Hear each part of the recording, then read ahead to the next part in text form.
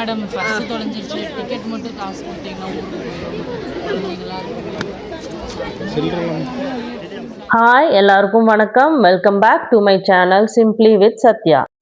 இன்னைக்கு day 2 of Mysore ட்ரிப்பில் Mysore zoo பார்க்க போகிறோம். நான் போன வீடியோவில் சொன்ன மாதிரி தான் இந்த ஹாஃப் இயர்லி லீவில் போனங்காட்டிக்கு எங்கே போனாலும் க்ரௌடாகவே தான் இருந்தது. இந்த ஜூலேயும் அப்படியே தான் இருந்தது. கூட்டமாக இருந்ததுனால வீடியோ சரியாக எடுக்க முடியல. என்னால் முடிஞ்ச வரைக்கும் எல்லா அனிமல்ஸையும் கவர் பண்ணியிருக்கிறேன். ஸோ இந்த வீடியோ உங்கள் கிட்ஸுக்கு காமிச்சு நீங்களும் பார்த்து என்ஜாய் பண்ணுங்கள். Mysore zoo is one of the oldest zoos in India. So கிட்ஸோட சேர்ந்து மஸ்ட் பார்க்க வேண்டிய இடம்னு சொல்லலாம்.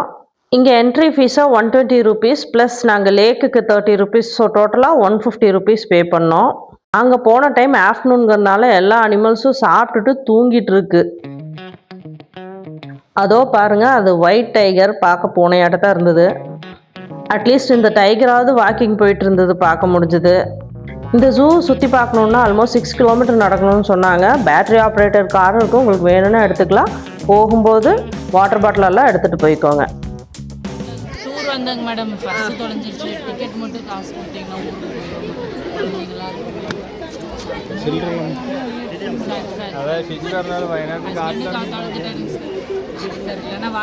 ஏமா அந்த பொண்ணு இப்படி சிரிச்சுக்கிட்டே இருக்கு? பொண்ணோட கண்ணை கொடுத்துருங்க, இந்த பொண்ணோட காதை கொடுத்துருங்க, என் இதயத்தை வேணும். அங்கங்கே ஸ்பான்சர்ஷிப் போர்டெல்லாம் பார்க்க முடிஞ்சது. இன்ஃபோசிஸ் ஃபவுண்டேஷன் ஸ்பான்சர் பண்ணியிருக்காங்க இந்த கொரில்லா என்க்ளோஷரை. மினிமம் 4 hours to 6 hours இங்கே ஸ்பெண்ட் பண்ணலாம். கிட்ஸுக்கெல்லாம் கூட்டிகிட்டு போனால் ஒர்த்து தான். இது கொரில்லா என்க்ளோஷர். இந்த rise of the planet of apes படத்தில் வர மாதிரி இந்த ஏப்ஸ் எல்லாம் நான் படத்தில் தான் பார்த்துருக்கேன். நேரில் இப்போ தான் ஃபர்ஸ்ட் டைம் பார்க்குறேன். என் கண்ணையே என்னால் நம்ப முடியல. But these are real.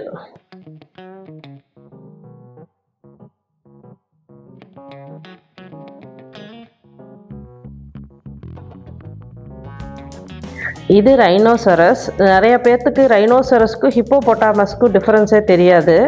ரைனோசரஸ்க்கு கொம்பு இருக்குது, ஹிப்போபொட்டாமஸ்க்கு கொம்பு இருக்காது. நல்லா வாய் பெருசாக இருக்கும்.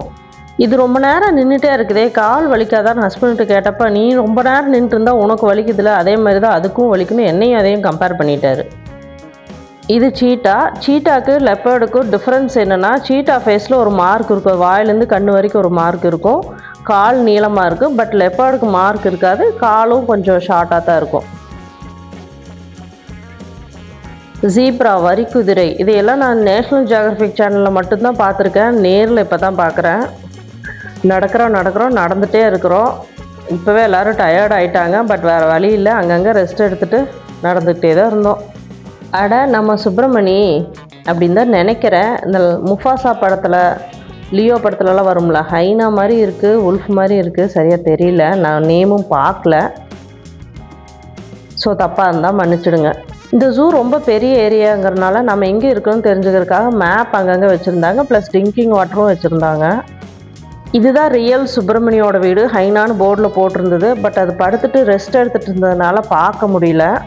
தூரத்துலேருந்து அசைவு தான் தெரிஞ்சுது. இது இந்தியன் எலிஃபெண்ட்டு. இது செய்கிறத பார்த்து அங்கேருந்து க்ரௌடு, ஈவன் நாங்களுமே பயந்து கத்திட்டோம். என்ன பண்ணுதுன்னு மட்டும் பாருங்கள்.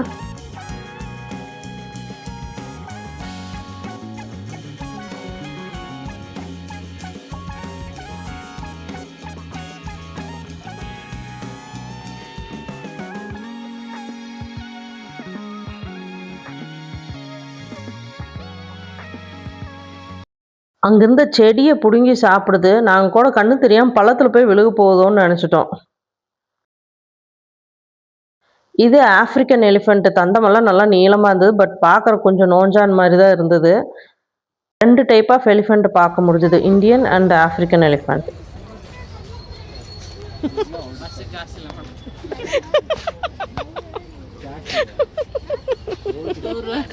டூர் வந்தா மேடம் அது என் தங்கச்சி, அவள் எப்போவுமே அப்படி தான். நீங்கள் அதை கண்டுக்காதீங்க. நம்ம வாங்க அனிமல்ஸை பார்க்கலாம்.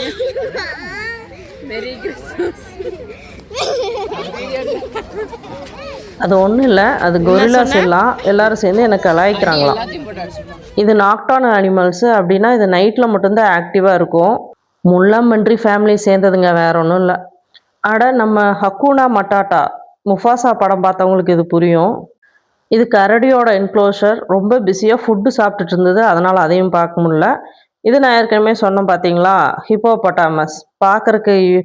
பார்க்கறக்கு ரைனோசரஸ் மாதிரியே இருக்குது, ஆனால் கொம்பு இல்லை, வாய் பெருசாக இருக்குது. ஸோ அதனால் இது ஹிப்போபொட்டாமஸ்.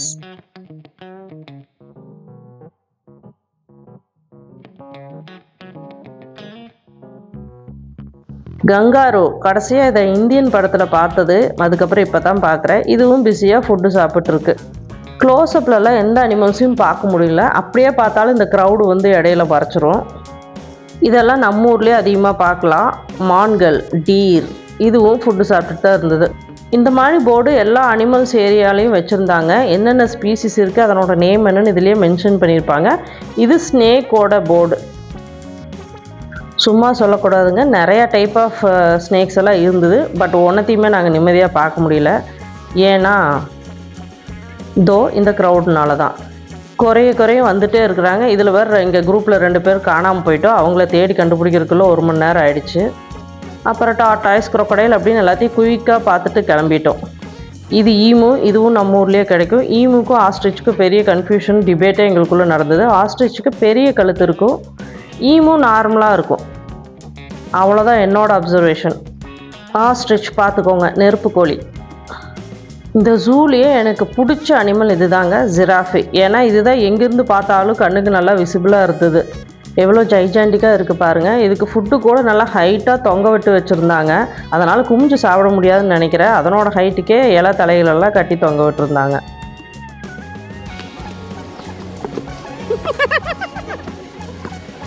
அனிமல் ஷோ நடக்குது பாருங்க எல்லாரும்.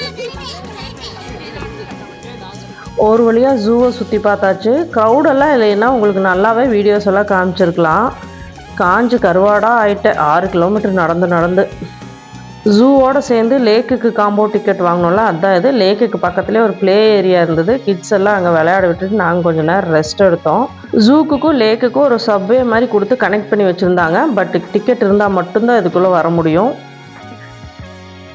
நல்ல அழகான ஒரு லேக்கு. பட் இங்கேயும் கூட்டம்தான். போட்டிங் போகிறதுக்கெல்லாம் க்யூவில் நின்றுட்டு இருந்தாங்க. ஸோ அதெல்லாம் எதுவுமே ட்ரை பண்ணல. சும்மா ஒரு வீடியோ மட்டும் எடுத்துகிட்டு கிளம்பிட்டோம். பாய் மைசூர். ஊருக்கு கிளம்பியாச்சு. 2 டேஸ் ட்ரிப் பிளான் பண்ணோம். பட் 1 டே தான் ஸ்டே பண்ணணும். க்ரௌடுனால பிளான் எல்லாம் கேன்சல் பண்ணிவிட்டு ஊருக்கு கிளம்பிட்டோம். நீங்கள் யாரும் ஸ்கூல் லீவில் மைசூர் பக்கமெல்லாம் வந்துடாதீங்க. அடுத்து ஒரு நல்ல வீடியோவில் மீட் பண்ணுறேன்.